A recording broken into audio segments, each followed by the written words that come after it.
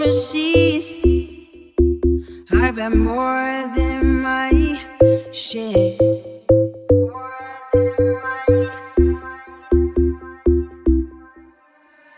I'm tired of giving my love and getting nowhere.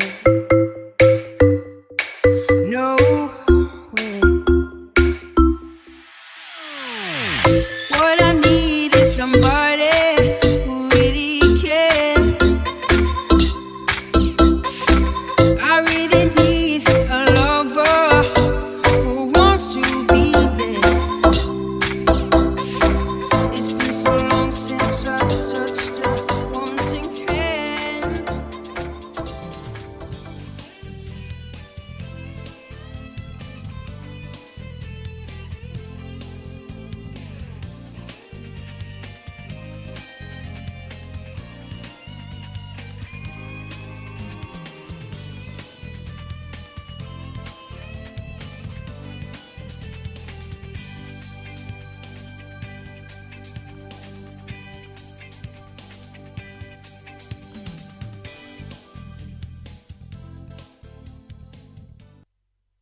For the second half of Plane Time here, Orlando Studios, and this is Florida Aviation Network, and we're having a great time here with our folks from SkyDiveMex, Alex and Alejandro, and we want to get back into develop more of your business and how you do it safely, and again, the maintenance aspect of your business. But what is what's the industry looking like for skydiving? Because unless you follow it, unless you're really into it, a lot of people have never even thought about skydiving other than when they hear about it on the news that there's been another skydive accident. But there's so much going on in the industry. Is it growing or is it shrinking? Is there more of the aspects coming, or what is the status? And right now we're in the middle of this pandemic, this COVID-19. That probably hasn't helped your business a hell of a lot. So tell us a little bit about the growth of the industry or the lack of growth. Well, it is growing. It is a growing industry. It goes very tight with technology. So every day, the technology is getting advanced, and it's the same as with the airplanes, with the avionics. For example, 10 years ago, the altimeters were not digital at all. Now we have altimeters that could be GPS tracked, digital altimeters, altimeters on your helmet, even visualized altimeters with colors.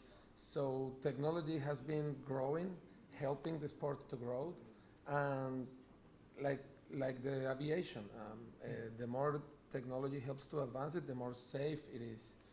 You have now autopilots for the airplanes, landing coordinates, everything is in a grow, an expansion. Actually, for example, in Mexico, the sport as a skydiving didn't advance that much in the past decade as in the United States. Mm-hmm. So now that we are more connected, we can grow the business or the sport hand to hand. You just mentioned something, Alejandro, I haven't thought about, but you said you have visual displays in your helmet? Yes. Like a heads-up display, or like a LED? It's a LED. LED. LED color. So, for example, if you're jumping at 13,000 feet, it will be blue, and as you're descending, it will change color to purple, then orange, then yellow, and then when you're at a critical altitude, it will come red. So Does it ever flash red? Yes, it flashes. Just before you hit the ground? No, before you need to open your chute. Okay. I had to say that to break it up a little bit, yeah, because it's very exhilarating as you're literally free falling. It's fast. Yeah. There's no concept of speed other than the wind going by you. Exactly, because the orientation, it doesn't change. For example, when you jump on a bungee jump, you can see what you're going to hit with if the bungee doesn't work. But in the airplane or in the skydiving, you will not see the floor coming at you that fast as you are doing it. So that's why you need technology devices as your altimeter, visual altimeters or hearing altimeter or visual one. And so you say hearing, there's an oral tone that you can have, It's just a little bit, a right? little beep. A little bit that tells you how high you are, You are. and it will let you know how many seconds you have before you can deploy your parachute. So it's a good tool. It's a great tool because sometimes you're flying with not visual on, you have no contact with your altimeter, so you can lose a couple of seconds, which are critical to develop your equipment. So this little alarm will help you to be ready to do it. And you guys mentioned an acronym that I associate with. Of course, Melody reminds me of this. I have AAD, but Automatic. you mentioned AAD. You have AAD too? Yes, definitely. It's You have AAD? I do have it. Well, in my gear. That's Adult Attention Deficit? No, AAD. AAD, which means, Automatic activated deployment. exactly. Automated Activated Deployment. Deployment. Okay, so that's actually, it's a unit that you wear on your harness. It's basically a computer that will measure the altitude and the speed. And if, for example, you pass 3,000 feet at a speed, at a free falling speed, that means you didn't deploy your parachute and it will deploy it for you. Suppose that we are in a formation and we smash each other on our heads and we are not Unconscious. conscious. So if we are unconscious net falling at that speed, if you hit the ground, you will blow. But this automatic device will cut the line and deploy your parachute. So it will open for you. That's nice to know. Yeah. And in the old days, you had the old D-ring that you had to pull, and if you didn't pull that, it's over. It's done. It was a nice ride. Yeah. It was your last ride. But You can jump out of a plane without a parachute. you can? Yeah, but only once. Okay. Oh, you got me on that one, guys. And how about the age spread? Because I was in my 60s when I took my first jump. Actually, that was my last jump. But we're going to do it again. But what's your age range? What's your spread? What's the youngest parachutist that you have had with you, and the oldest? Well, in our company, we had a 5-year-old little girl. She was barely, it doesn't matter how old you are, but as soon as you get safe on the harness, that's the basic rule that we have.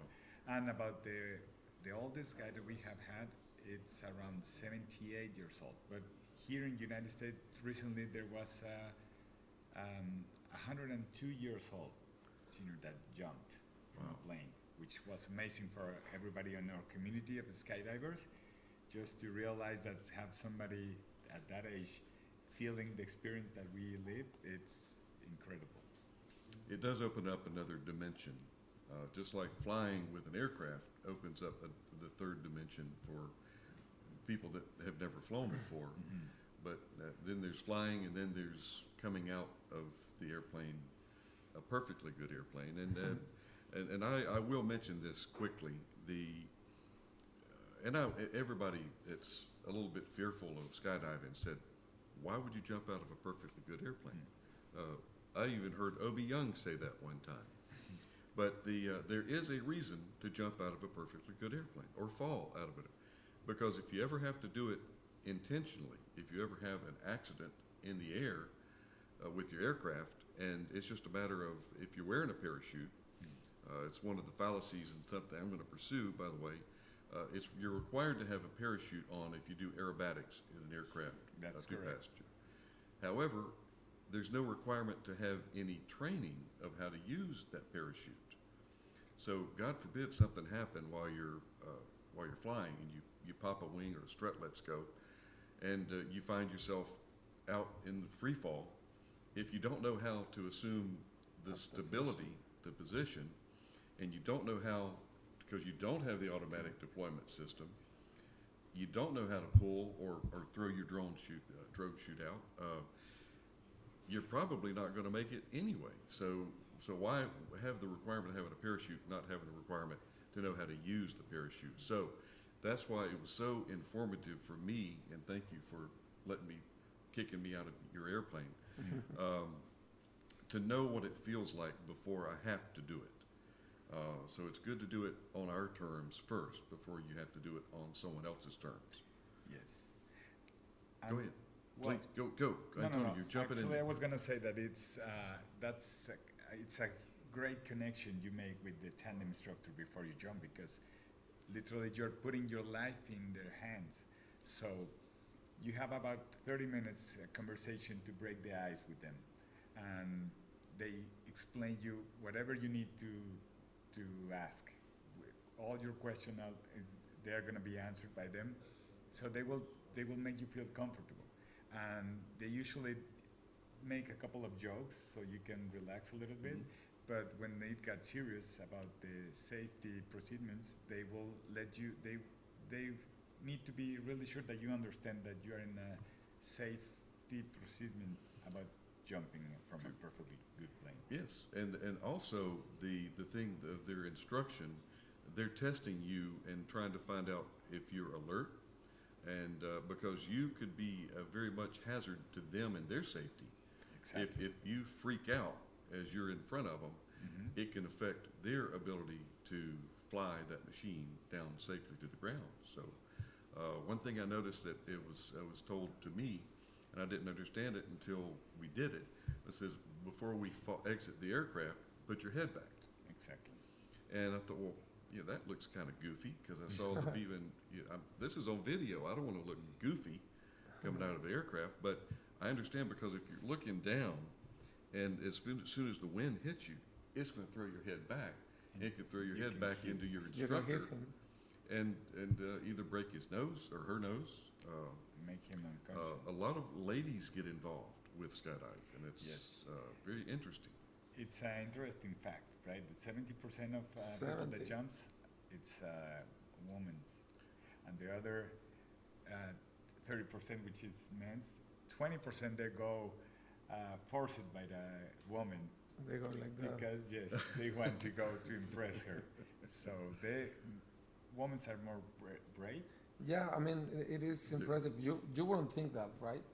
You would think that men are Macho, more yeah, machos so, to go yes. and jump out of the plane, but once that we open the store and we start checking our numbers, 70% of our clients, of our passengers, are women.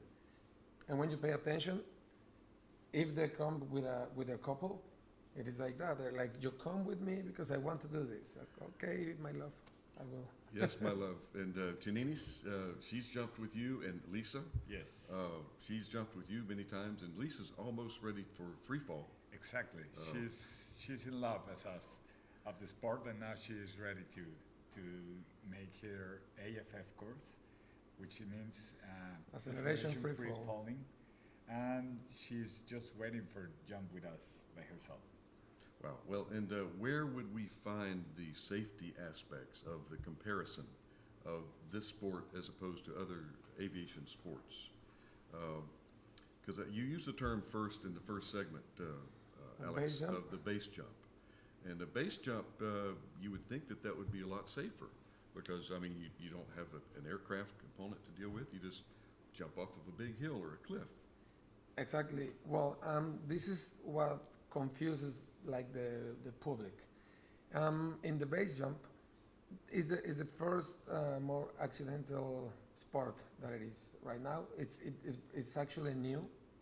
They develop a new parachute that deploys faster than the ones that we use. But it is because you don't have much time. On the airplane, you jump at 13,000 feet, but from a building or from a mountain, well, you don't have that time. But people that don't know these facts associate with skydiving because it employs, the parachute looks like the same, but we have two parachutes on our equipment. the regular one, the one that you use day to day, and the reserve. So with that in mind, the skydiving may look as a dangerous, but the dangerous one is the base jumping, which is completely different, doesn't involve any aviation. And I think that because skydiving involves aviation, that's a reason, or the main reason, that it has become so safe. Because aviation, you check everything, the components of the airplane will have to be rechecked, or even if they don't use, it will have a lifetime of the component that even if it's not wear, you have to change it. Same things happen with the skydiving. So that's why it's so safe, because it goes hand to hand with the aviation. Well, guys, I can't think of a better segue to complete our interview of the safety aspects of how the technology and how our training, how the aviation training system has kind of transcended through the sport of skydiving that has been regarded by a lot of folks as very dangerous. But it's not as dangerous, I believe, as we thought it was. And hopefully, if there's any viewers here, let us know. Give us some feedback, and go to your website, SkyDiveMex. SkyDiveMex.mx. And the beauty part with you guys, coming from advertising and marketing, I can't think of two better examples of why you would want to get involved with skydiving. And your website shows it, because you guys are just masters of how to market this tremendous sport. Yes. And we look forward to it. I'm even thinking about throwing Melody out of an airplane.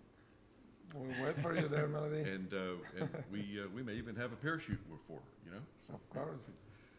so anyway, guys, and again, I just can't tell you how thankful we are to have you here with us at Florida Aviation Network, and sharing your sport and sharing your enthusiasm and your professionalism. And we look forward to learning more. Unless we may do a remote shoot down in Cozumel.